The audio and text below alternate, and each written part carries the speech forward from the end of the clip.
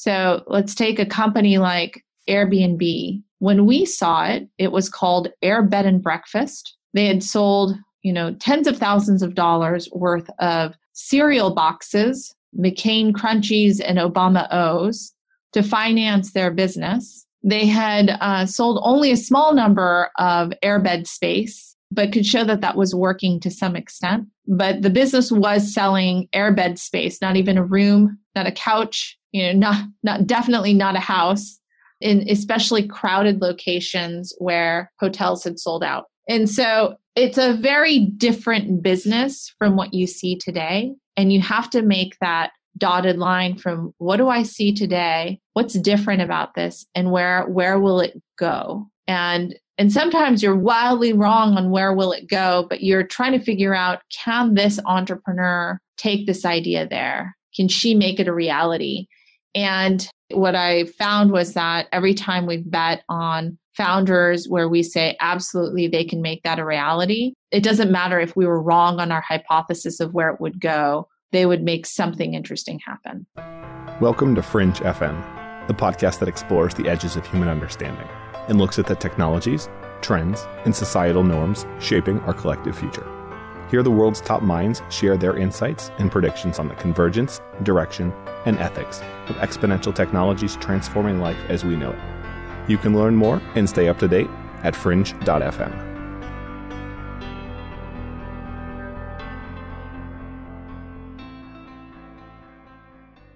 As a serial entrepreneur and angel investor, I'm of the belief that startups and early stage companies change and define the world. I've seen a world, and I believe many of us have, where corporations of government have failed to innovate and change things that truly need changing. And oftentimes it is a startup or a business incumbent that comes in and creates meaning, lasting change in the world. The examples are numerous, but I think monetary incentives can be the driving force, often, to create a better world. Today we've got someone that I and many look up to, Ann Miura-Ko. She's been called the most powerful women in startups by Forbes and is also a lecturer in entrepreneurship at Stanford. She co-founded, along with Mike Maples, the prominent seed stage venture firm FLOODGATE, and prior to that worked at Charles River Ventures and McKinsey. She's a product of Palo Alto, had a rocket scientist at NASA for a dad, and is steeped in technology since she was a teenager. Some of her impressive investments include Lyft, Ayasdi, Xamarin, Refinery29, JoyRun, TaskRabbit, and Modcloth. She was recently named one of the top 100 investors on Midas List in 2017 and is again on the list in 2018.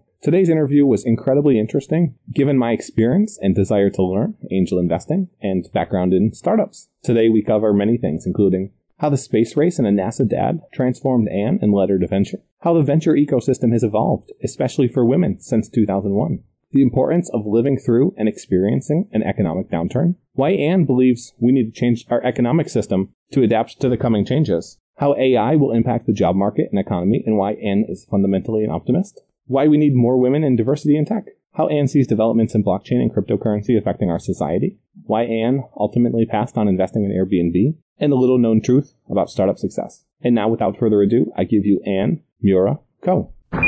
We choose to go to the moon in this decade and do the other things, not because they are easy, but because they are hard. I heard you're the child of a rocket scientist. What was that like? Having mom or dad from NASA? Yeah, so my dad worked at NASA Ames Research Center, and it was great growing up here in Palo Alto because as a kid whose father works at NASA, you get used to the idea that the holiday party always involves Santa Claus landing at the hangar in a helicopter. And I thought that was just sort of the normal way that Santa Claus made his entrance at every holiday party. And then you realized you had an awesome life. What year was this?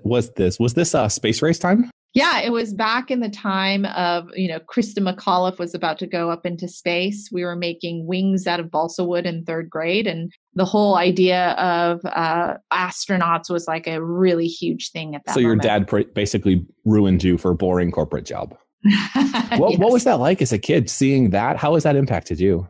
So I think my dad is probably one of the most curious or, interesting people from the standpoint of learning. He was always very open to sharing what he did at work, whether it was bringing just home reams of paper, computer printouts that he was going through. And then when he would discard them, he'd give them to me to play with. And so, I would pretend to be a research scientist going through all this data, circling things and tearing out sheets of paper and pretending to be a research scientist. I think the other way it manifested itself was he would buy things and take them apart. So I remember my first computer was the IBM PC Junior. And one of the first things he did was he opened it up so we could see what was inside. And when you open up a computer and you see what's inside, it seems a lot less daunting. And so I thought it was just a super interesting way to look at the computer, and it opened up a new world for me. The other example of that is my mom was trying to teach me how to sew. And so I remember looking at this machine and saying to my dad, I want to take it apart. And my dad was actually really cool with it. So before we learned how to sew, he just opened up the machine, took it all apart and showed us what was inside. And then we put it back together again. And to me, that kind of, ground-based knowledge that someone's so open to providing that to you was a really meaningful part of my learning experience. Do you think that's missing from today's education system? I think in some ways, the piece that I think is hard is everyone's in this incredible race to move as fast as they can. And part of that learning process that I was just talking about is actually to slow down. Because if the end goal is to hurry up and learn how to sew, then there's no point in actually opening up the sewing machine. But if the end goal is to feed your curiosity, then that's all it's about. And so the concept around what are we here to do in this session? Like, what is the mission that we're trying to accomplish? I think really revisiting that on a constant basis in every interaction that you have is really critical. And with kids, that becomes a really important piece of how do you make education better? How do you make interactions better and more meaningful? So you're in a really unique position living in Silicon Valley, also as a venture capitalist, and you're a mom of 3. How are you helping your kids in that way? This is something that not enough people think about, and I think our education system is failing us personally. I would love to hear your thoughts and then what parents can do. This is very interesting. As a recent parent, I would recommend that you listen up. Ann's got some very interesting views, and as a VC sitting in San Francisco, has the perfect perspective on how to help your children thrive. Yeah. I actually have a lot of hope for the education system. A person I used to work for, Ted Dintersmith, wrote recently a book called What Schools Could Be. And actually it's a profile of what schools are today. And he did a 48-state tour and found these incredible examples of teachers doing things for students that were just amazing. And what I found is that you see pockets of this. And if you can magnify it and make them more prevalent, then there's a lot of hope. For my kids, I was just joking with a girlfriend as we were eating lunch that I think of summertime as this great opportunity to learn as much as possible. I call it the Miura-Ko school for the summer period. And, my kids do everything that they do, sort of normal summer camps and sports. But at the same time, I'm also pushing them ahead in math, and I'm teaching them the math that I want them to know, not necessarily the math that's going to help them accelerate in the next year. And then I'm teaching them computer science, and then I'm teaching them writing. And part of what I believe is that when you look at the skill sets that make students really successful in school, whether it's at the high school level or the collegiate level, none of those skills that actually make you a great student make you a great employee or entrepreneur or creator within our world. Because the singular things that you need to do for school success is really take great notes, listen well to someone who is explaining truth to you, memorize that truth, and then be able to solve problems that they want you to solve, and then be able to repeatedly do that on exams. And when you enter in the real world, it's this really crazy wake-up call. There is no source of truth you discover. You have to figure out what the problems are. You have to define it and then actually create a solution for it and then deliver that solution into the world so that other people will use it.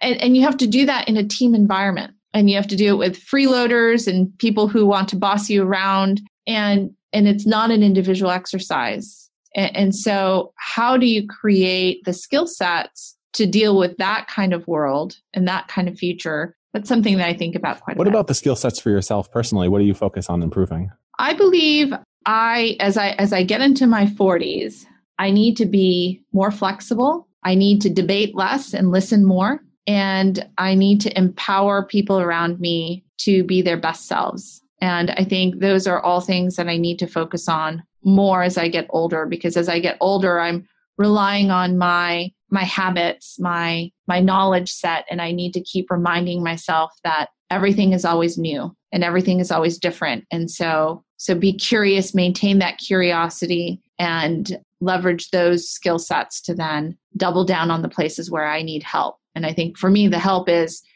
I feel like I could win almost any debate, but I need to make sure that I'm listening carefully and that I'm incorporating everyone else's feedback and that everyone else feels empowered as well. It takes emotional maturity to reach that point. How did you get here? How did you realize that? Because that's something a lot of creators struggle with, and a lot of people, especially in the male-driven tech and VC world, struggle with. I think so. I'm still working on it, so I don't really have a great answer for you. I think the self-awareness part is knowing that I have failed my organizations in the past, and I want to make sure that I don't repeat those mistakes. I'm blessed with a team that is incredibly forgiving and is also always on a learning journey as well. And so I appreciate always the feedback that I receive, but I also know that there's a long way to go. So Ann, I got you on the program because you're one of the more prolific investors, especially one of the more prolific female investors. And while it's frustrating to have to say that, some of it is the truth and some of it just needs to be said. I want to talk a little bit more about venture, about how you got into this role working with Mike Maples in founding FLOODGATE. Yeah. So after I graduated college, I worked for 5 years. And of those 5 years, 2 years, I actually worked at a venture capital firm. It was called Charles River Ventures, CRV, out on the East Coast. And I worked for this guy, Ted Dintersmith, who was managing partner there. My second day of work ended up being 9/11. And so the economy basically already was in a slowdown mode, came to a crashing halt. And I had both the opportunity and the learning experience to see what really happens in an economic slowdown and what really happens within entrepreneurship. And I learned a lot of lessons. And one of the ideas I always had in my head, though, was that I was going to go back to grad school. And originally I was going to law school, but the partner I was working with and the fact that I got to see my significant other at the time was going through Harvard Law School, I had the opportunity to realize that wasn't for me. And I switched directions to enter into a PhD program at Stanford in the engineering school. And my original plan was actually to start a company and be a founder, technical founder of a company. And I really was pursuing that idea even through my research. And eventually, in 2007, I picked my head up and I started talking to some of my mentors and advisors to see what I should do. And one of my mentors suggested that because I'd been doing research for 4 years, I should find an angel investor and see what was happening at the really early stage. And I connected back up with Mike Maples because he had been an advisor in one of the classes that I had taught. And I asked if I could see his deal flow. And he was nice enough to say yes. And I came in and I saw all the deals he was working on and had the opportunity to start to realize that a few things were true. One was that this was the start of the slowdown in 2008. So I was starting to see companies that were emerging that needed much less than the traditional Series A, $5 million.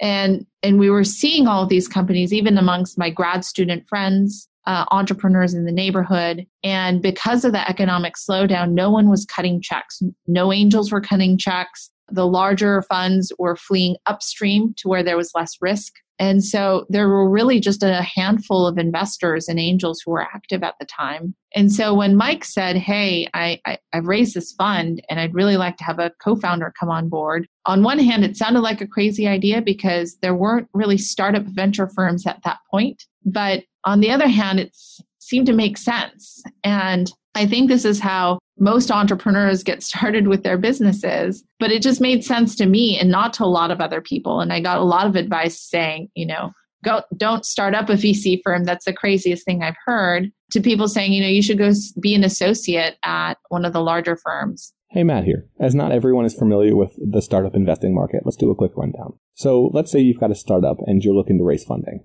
Maybe you've got a rich Uncle Joe who can help you with getting the product off the ground. As the company's growing, you have more traction and need more money. You'll go to traditionally an angel investor or an angel group, who are a group of well-to-do individuals, typically serial entrepreneurs or business folks that have a bit of money and want to invest in early stage companies. Some do it to give back, some do it for returns. As the company progresses, they're going to need still more capital, and then they'll go to the professional players, the venture capitalists who are working at VC firms. There's many different stages as the company grows and more money that's needed. Typically, these are different VC firms that are going to be acting between different stages just based off of their economics and what they focus on. Ann and her are a seed and early stage VC, so they're looking at early companies, and they've done really, really well at it. If you want to learn a little bit more about early stage investing and what the startup ecosystem looks like, I recommend checking out our other podcast, thesyndicate.vc, where you can learn more about tech investing. But I saw this opportunity in front of me. It was something I understood and something I felt. And so given the opportunity to jump on board, I ended up doing it. And Mike Maples had a killer track record at this point, didn't he? He did.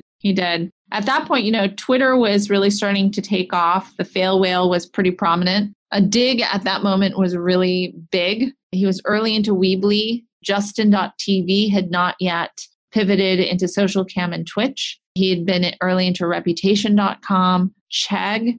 So there was just a lot of very early, very intelligent bets that Mike had placed that were starting to see really early traction. So you were excited and scared shitless about letting him down? Yeah, for sure. How do you jump into that as a newly minted partner? How do you get into that role, and what was your roles in the early days? Yeah, so the early days, I actually said to Mike, I didn't want to make any investments. I just kind of want to sit back and learn. So I spent the first year just basically following him around and watching what he did and trying to figure out what worked for me and what didn't work for me. And I love that partnership. I think it's the foundation for our relationship, was that we had these early days where he'd be super frustrated about something, walk into the room, and we'd be able to work it out together. And I could see how his mind worked and he could see how my mind worked. And it was a great foundation for a partnership. I also felt like the beauty of working with someone like Mike Maples, from my perspective, was I came from a much more technical angle.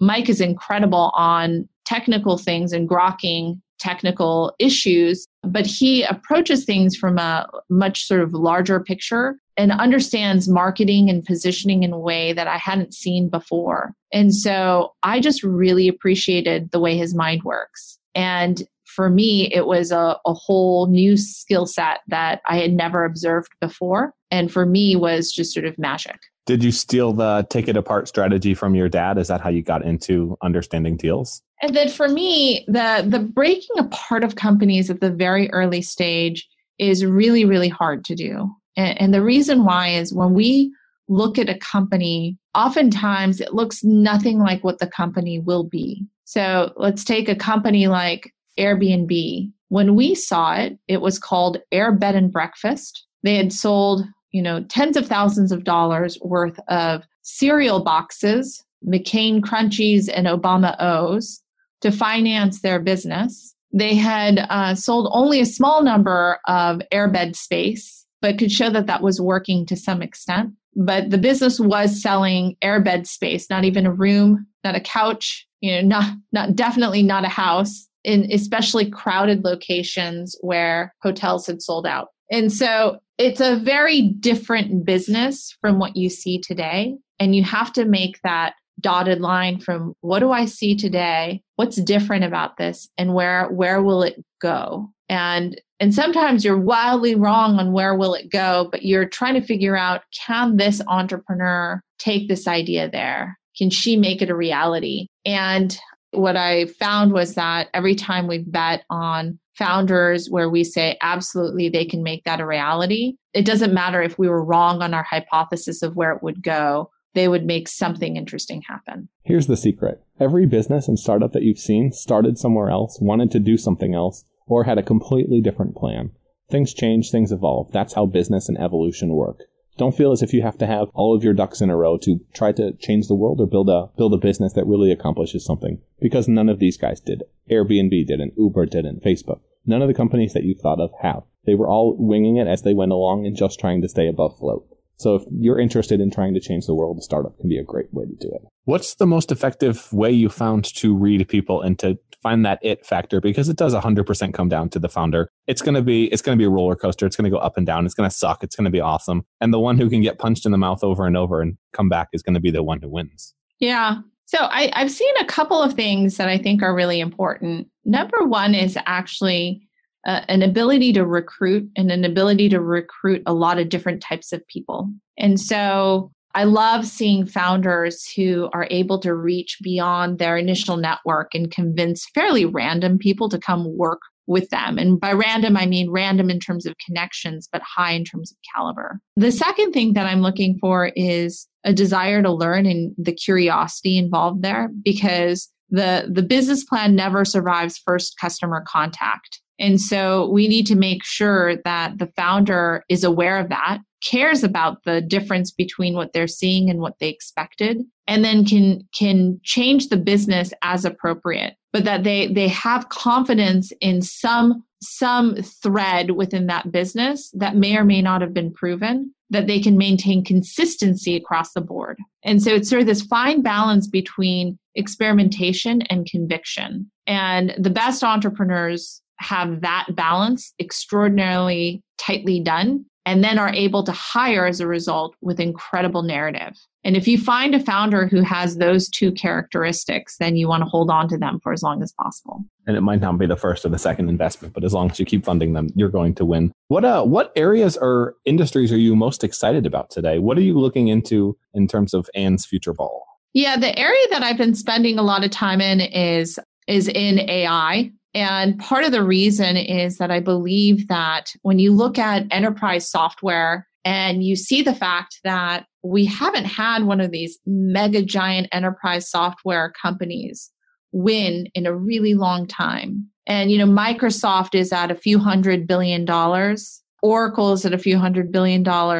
But there are very few companies that are able to get the escape velocity to get beyond $100 billion. And counter to that, there's all these movements in enterprise software which suggests that the fundamental architecture of software is changing. So more things have moved to the cloud. There's massive movement towards mobile devices for both data entry and data capture.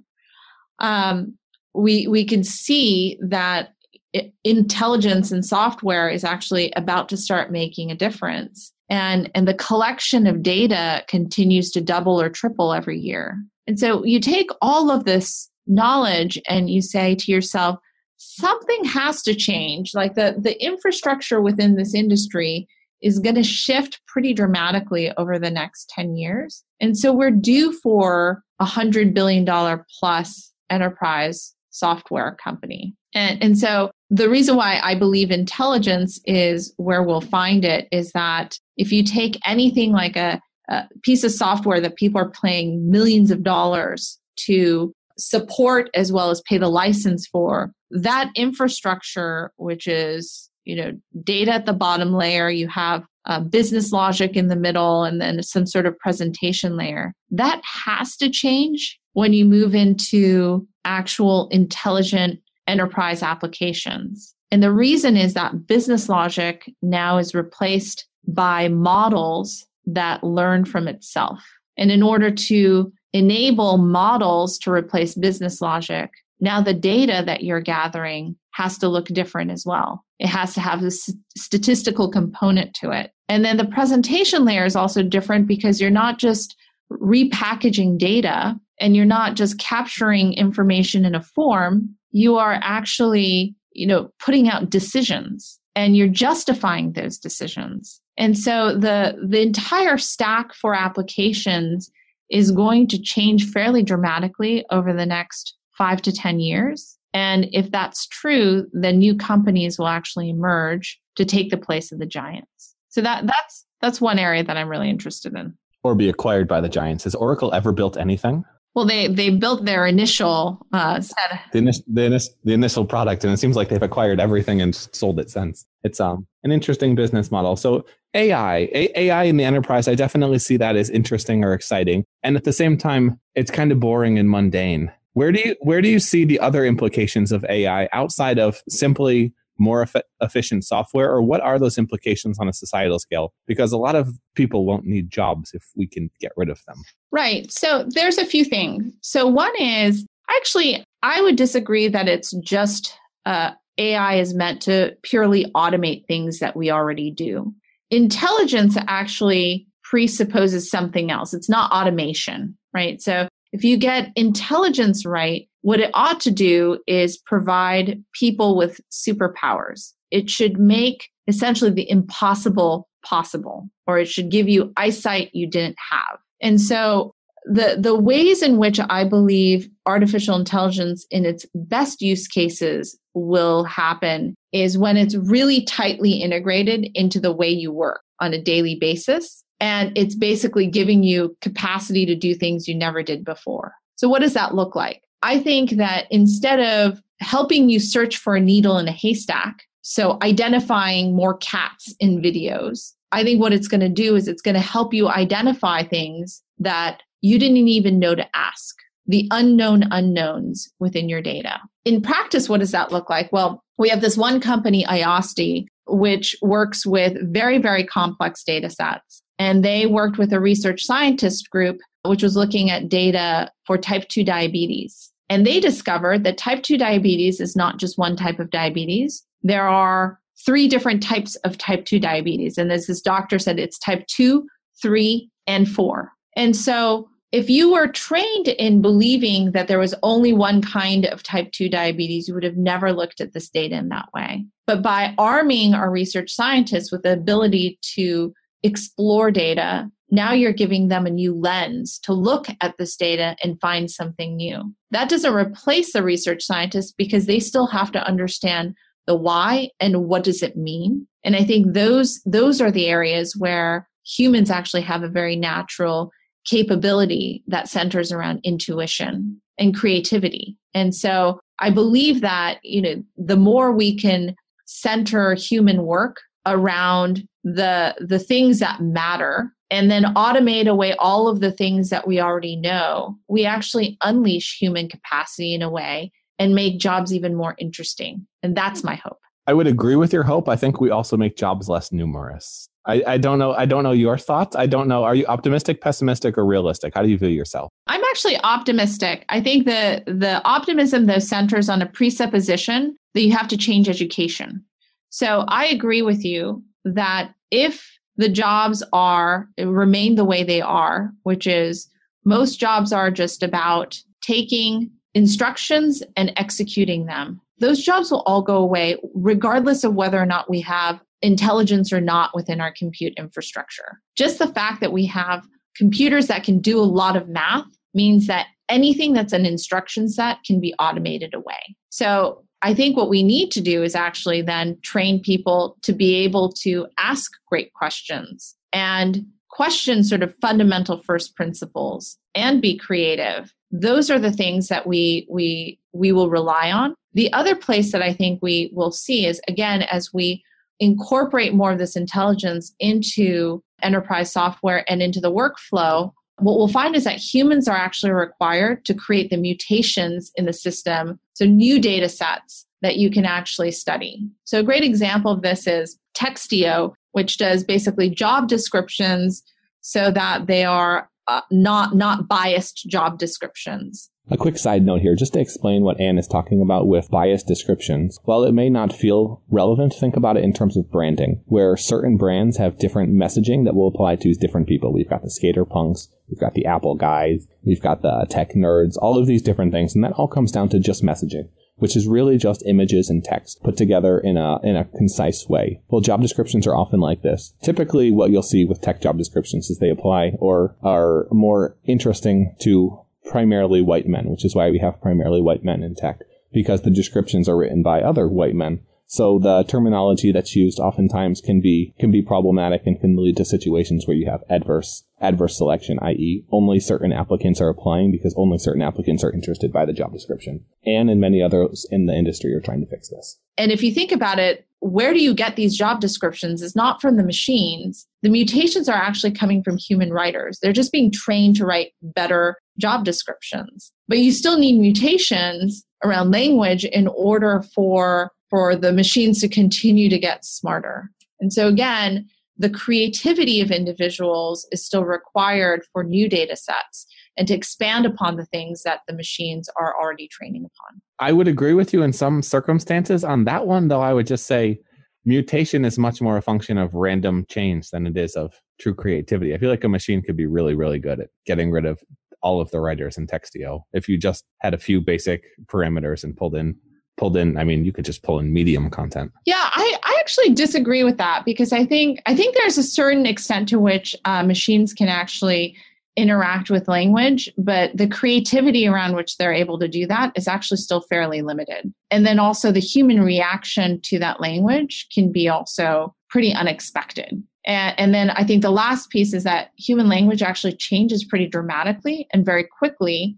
based on a lot of random events. And so taking the time to have like models mutate slowly is less attractive, in my opinion, than the ability to react fairly quickly using that human intuition. Makes sense. There was someone that had an automatic Twitter bot posting, and it was something about the NRA or guns, and they just posted after a terrible incident and got a ton of flack because no one thought to check the Hootsuite. That's right. And if you don't think about these type of automations, you do run into a lot of problems. I want to transition a little bit. So I don't want to make this the focus of the interview because I know as a female VC who's been successful, I'm sure you get asked this all the time. But at the same time, it is a challenge that we have currently in the tech industry is that it's primarily driven by young single white dudes.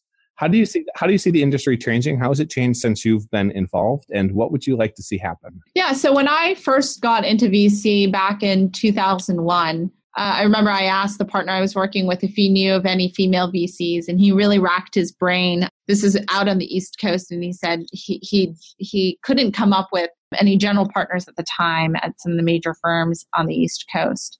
And then we transitioned to a moment, this year where on the cover of Forbes magazine for the Midas List, you have a number of women who are, empowered as well as harnessing the community to bring together women to create change. And I actually see this as a real movement today. There was a moment where people were like, is it a moment? Or is it actually going to create change? And the number of announcements of female general partners at major firms since, I believe, indicates that the entire industry is very serious about this. Ann is being very, very modest here. She was listed on the Forbes Midas List, the top 100 investors worldwide, in 2017 and 2018, and is an incredibly successful investor in her own right. I didn't want to let her get away with being too modest, but now let's jump back.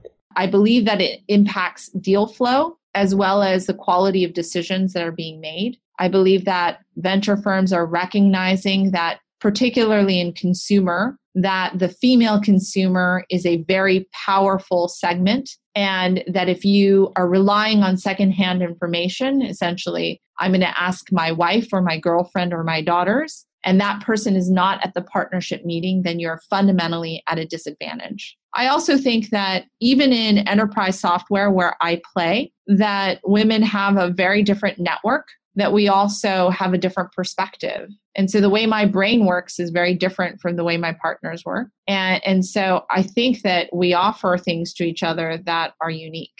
And so to me, the diversity in the environment is all about a winning strategy. It's not about a double bottom line strategy. How do we convey that to people? Because what I see a lot is of people promoting things or talking as if all people are inherently the same. And people aren't inherently the same. Even across gender lines, across race lines, across anything, you see that people are different, but then you also see that there do seem to be some type of trends in terms of, in general, women are much better at dealing with others and not being dicks than dudes. Let's just say that in the most blunt, obvious, and uncontroversial sense. How do you deal with something like that? Is this something where we should be pushing for 50-50? Is it something where by talking about it, we make the problem worse, better? What are your thoughts? I don't think by talking about it, you make it worse. I think creating awareness about how to think about it is really important. So So first of all, having been in a firm that from day one was gender equal, what I found was that we never actually had to fix things. You never actually had to have a moment where you said, okay, we used to do these outings that are very dude-centric, and so now we're going to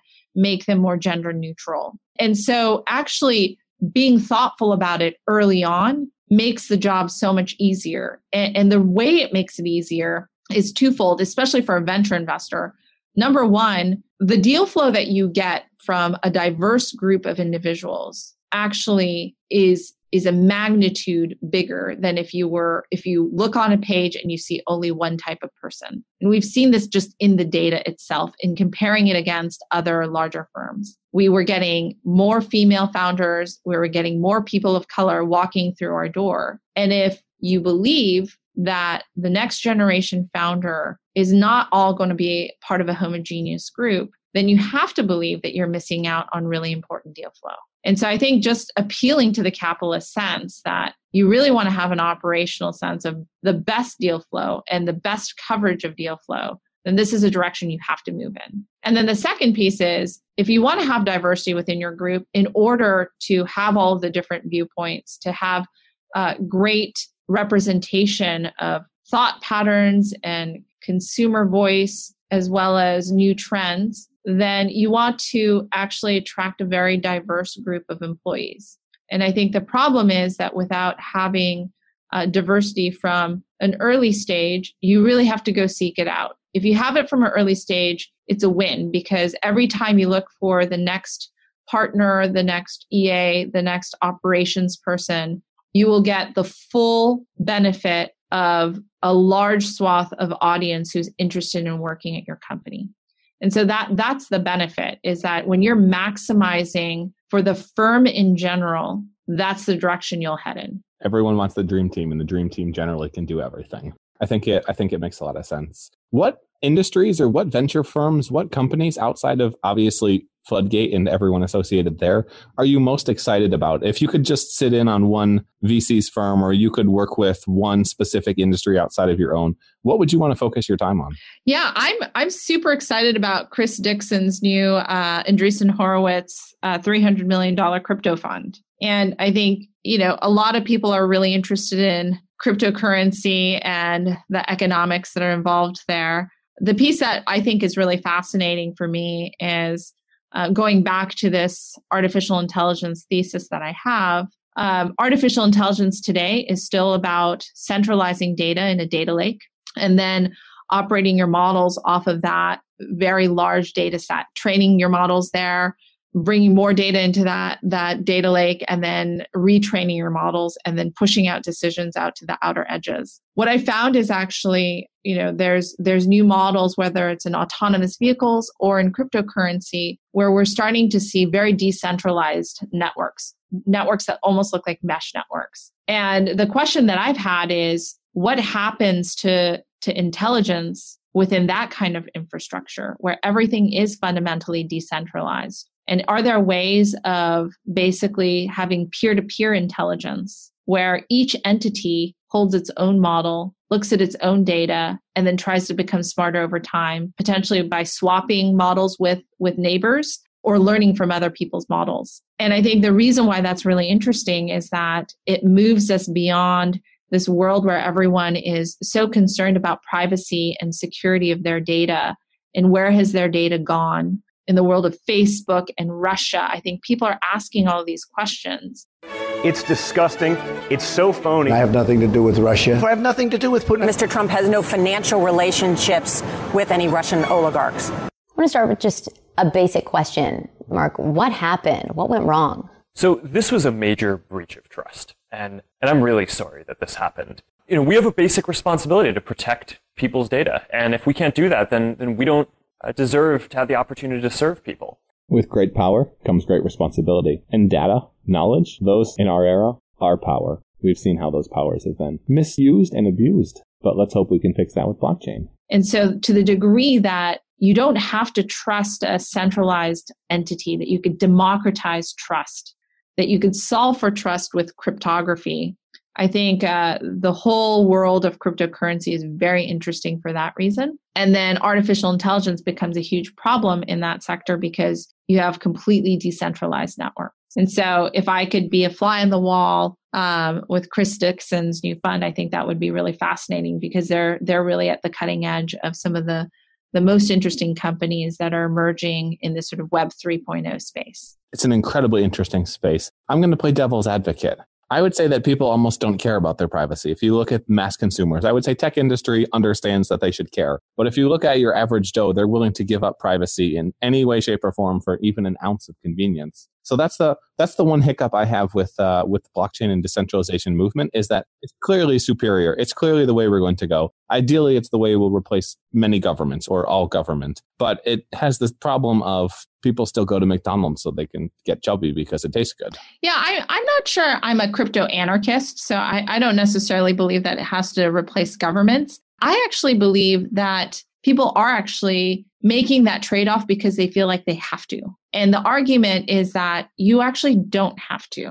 If you can replace this notion that you have to trade privacy for the benefits of set of services, then you will, because the sets of services is wonderful. But if you actually create a world where you don't actually have to make that trade-off, I think people would choose not to. I also think that the government itself is actually quite concerned about this. So if you look at Europe and GDPR, there are clear indications that people, at least within government, want to figure out a way to maintain privacy for individuals. And then I think that when you look at specific types of information, there are also places where people definitely don't want that information to be public. So I would say your own health records, your financial records, those are all things that you definitely don't want out in the public world. And so the degree to which you can actually have full control over that data for yourself, I think is really exciting. Especially in healthcare, because we can get rid of almost all of the cost. With GDPR, though, a lot of the emails I've gotten is basically saying,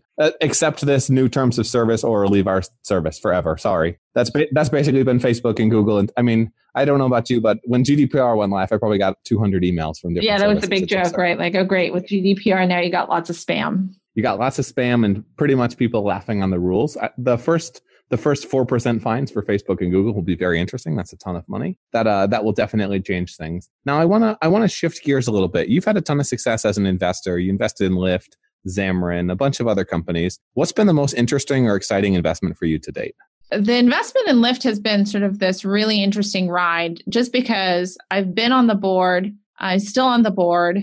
And I've been an investor since 2010. And it started off with them being a platform for ride sharing in 2010 as a company called Zimride. And they were selling that platform to universities. They eventually sold it to corporations. And really in 2012, built out a mobile app for peer-to-peer car sharing or ride sharing. And I think the thing that's been really exciting for me is that you take a look at the original Zimride pitch deck, which was all about why transportation actually is a fundamental economic mover, and that changes in transportation will create massive shifts in the economy.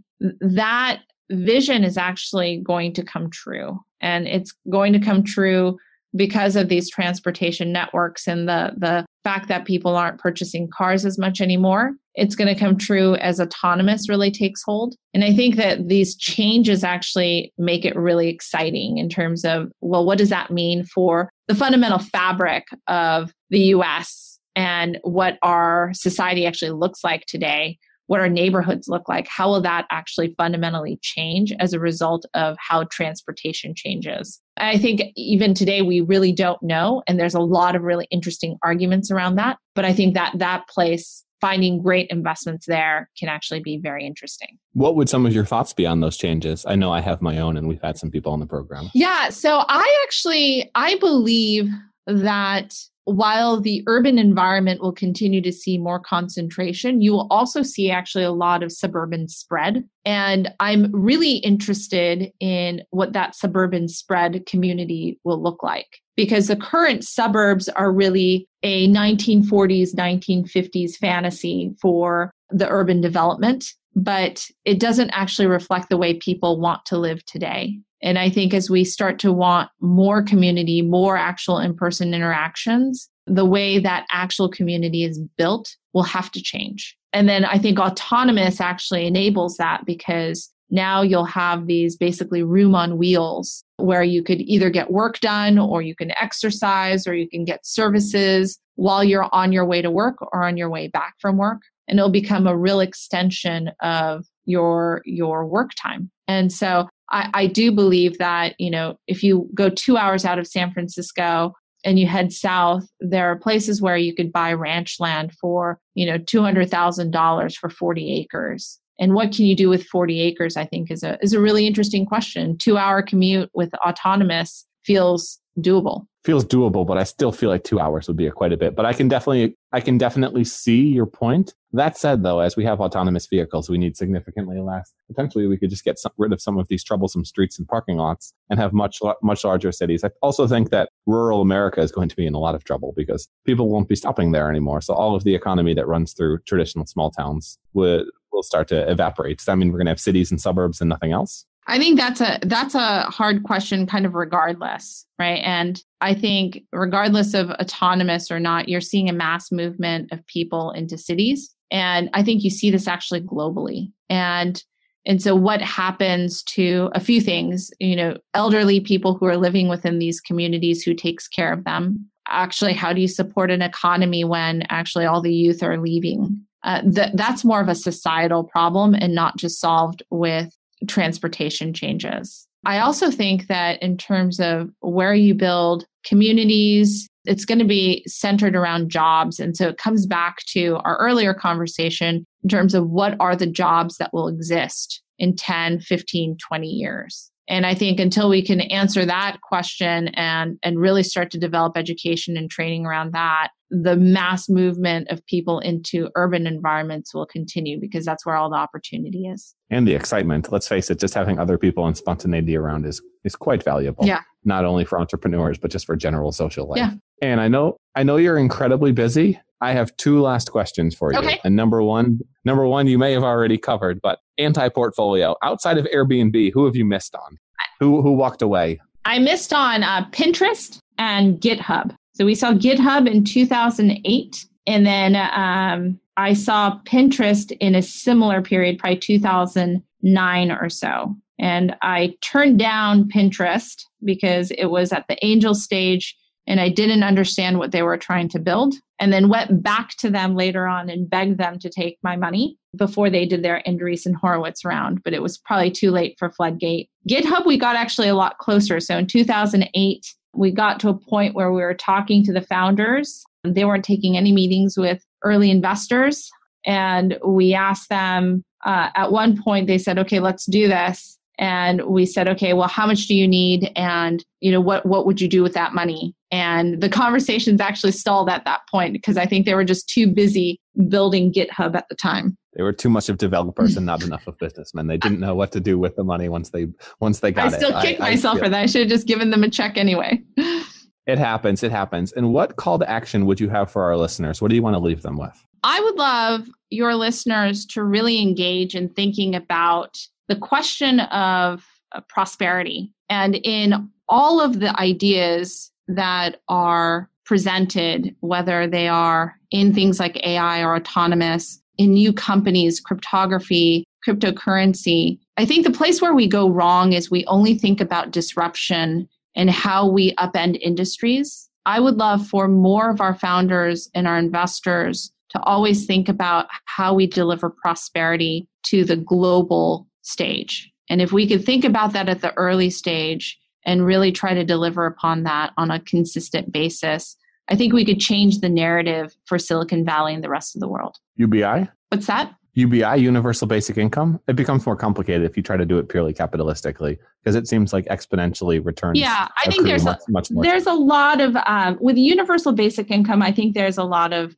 other potential problems. You can solve it with negative taxes. I actually believe that people like to have purpose. And so I do believe that we need to provide purpose for every individual out there. And I don't think UBI actually answers that question. If we have to provide purpose for them, it almost sounds as if we're leading sheep. I'm not saying we have to provide purpose, but we have to create opportunity for people to pursue purpose. I can completely agree with that. I think we're entering into a very new and potentially creative renaissance as we look into either that or bulletproofing your Teslas to survive the revolution. It's one or the other, and we're gonna see how it goes in the coming years. It'll depend on the governments. I imagine some will handle it much better than others. And thanks for coming on today. It's been a lot of fun. Where's the best place for people to reach out? Animaniac at Twitter.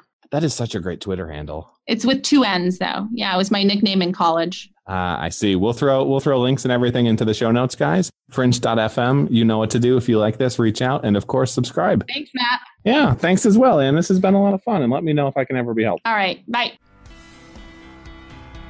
If you want more of Fringe FM, you can subscribe to the podcast on iTunes or go to fringe.fm, where you'll find tons of audio and video interviews with leaders in the fields of genetics, cryptocurrency, longevity, AI, space, VR, and much, much more. And you can follow me on Twitter at @It'sMattWard. If you enjoyed the show, please leave a quick review in iTunes to help more people discover Fringe FM.